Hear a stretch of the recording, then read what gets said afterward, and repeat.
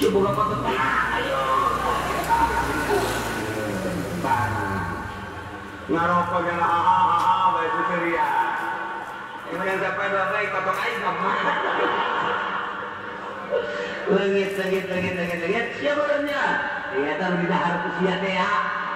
Goblok. Sian goblok. Oh, masalah santri. Guys, salaman. Guys, beres. Nanti nahatena siap boga potong copot deui poe. Cek kaya nu santri mah. Assalamualaikum warahmatullahi wabarakatuh. Alhamdulillah, syukurillah, kita bersyukur kepada Allah Subhanahu wa Ta'ala yang telah memberikan berbagai macam nikmat,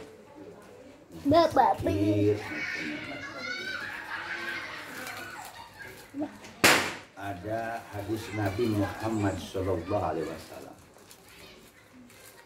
Beliau 400 abad yang lalu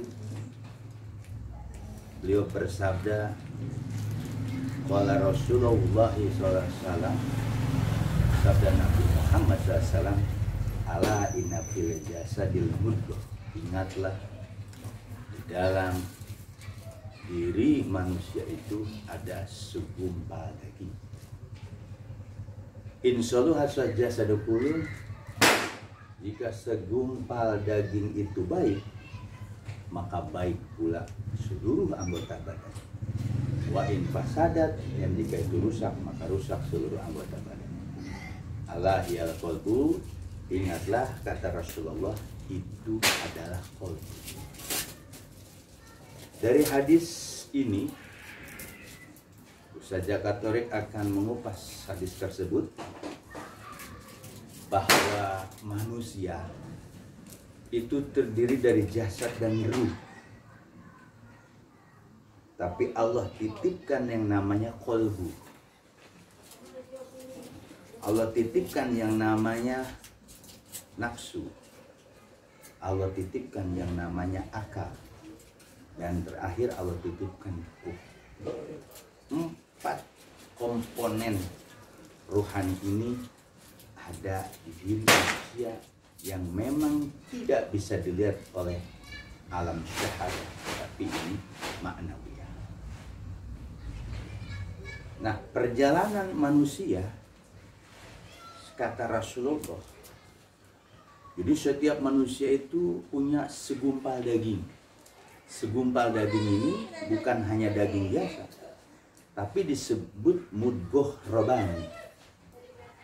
Nah, mudghah robani itu mudghah sebangsa robani, artinya qalbu yang disebut latifah, yang dimana Allah melihat seseorang itu dari mudghah robani.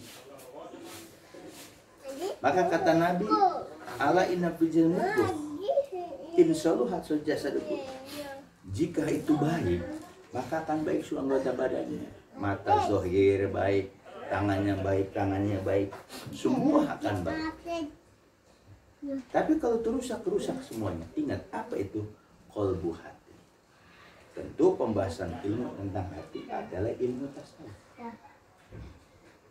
Karena ilmu tasawuf ini ilmu yang membahas tentang hati, ilmu yang membahas tentang nafsu.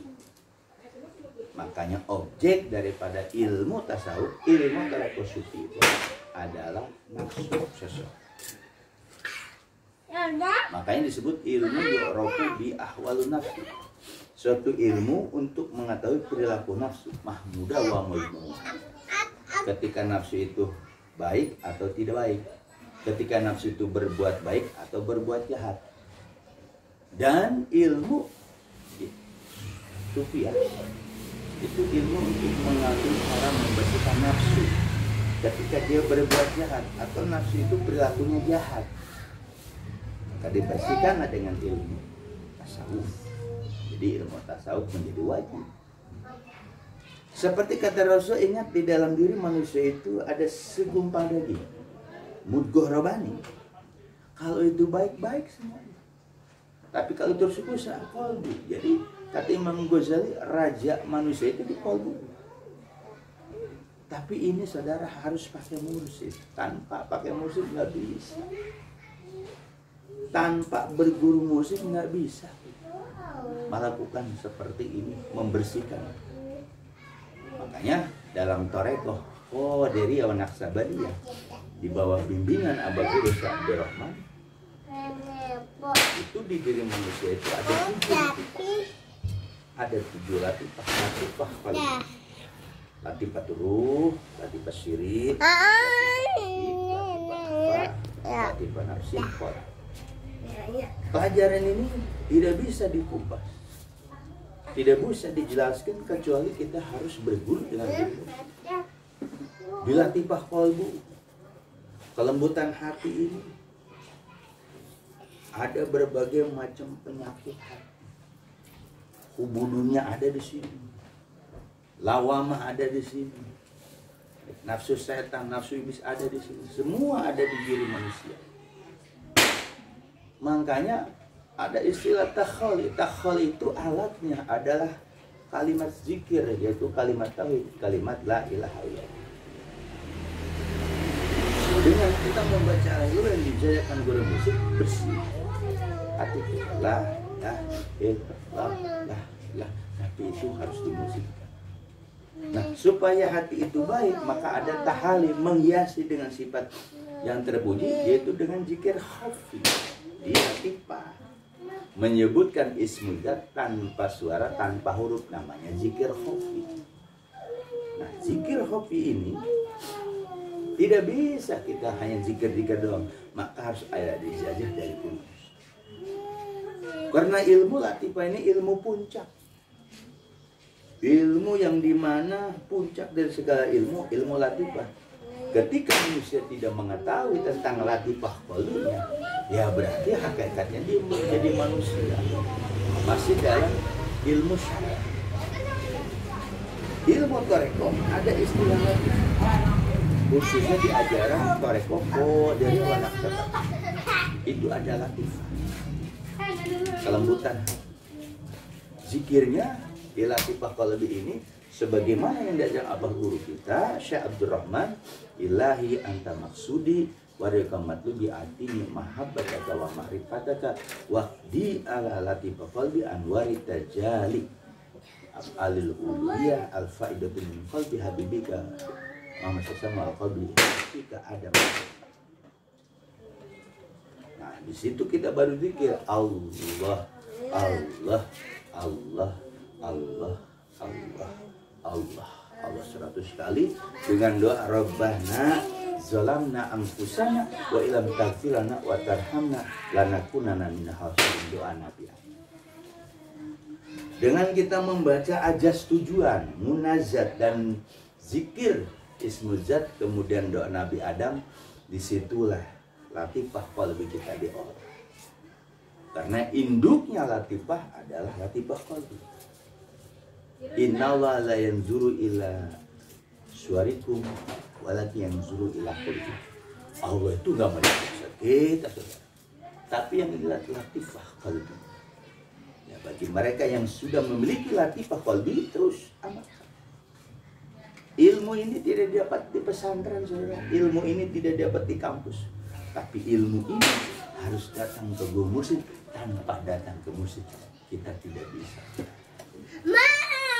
Makanya ketika kita sudah belajar syariat, semua fikih, tafsir dan lain-lainnya, perlu kita ngasah rohani dengan mendatangi syekh mursyid, minta ditalqin itu. Jadi nggak cukup kita dengan belajar secara saja. Maka yang datanglah ke wali mursyid, insya Allah akan dibukakan. Itu barulah latifah qalbi. Jadi dengan kita zikir kepada Allah, itu akan musyid. Harus ada punya mursyid. Tanpa bermursyid, oh tidak bisa. Mudah-mudahan ceramah yang singkat ini tentang Torekoh, Torekoh ini dapat memberikan wawasan dan amanah yang telah diberikan aku. Saya wabillahi taufiq wal hidayah. Wassalamualaikum warahmatullahi wabarakatuh. Allahumma Sholli ala nabil Hashim Muhammad wa ala ali wa sallim taslim. Salam. Siapa yang punya Bobby? Dia pakai mana?